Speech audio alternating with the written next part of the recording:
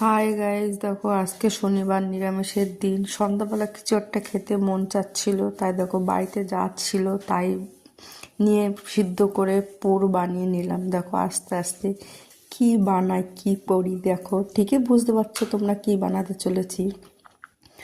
কর্নফ্লাওয়ারে মাখিয়ে এখন দেখো কি করছি। এখন এটা কি বলো তো, এটা হলো চালের গুঁড়ো, কিছুই ছিল না, সুজি মুজি বাড়িতে, হয়তো বিস্কুট। এটা থেকে মাখিয়ে এখন খাস্তা তো বানাতে লাগবে, তাহলে তো হবে না, তাই না? খেতে মন চাচ্ছে, কি করব, বানিয়েই ফেলতে লাগবে, তাই না? তাই দেখো পুরোপুরি বানানোর পর দেখো কেমন দেখতে হয়েছে ভেজিটেবিল চপটা। এখন খেয়ে আমার ছেলে বলবে কিরকম হয়েছে। দেখো কেমন হয়েছে খেতে, হেব্বি হয়েছে, ভালো,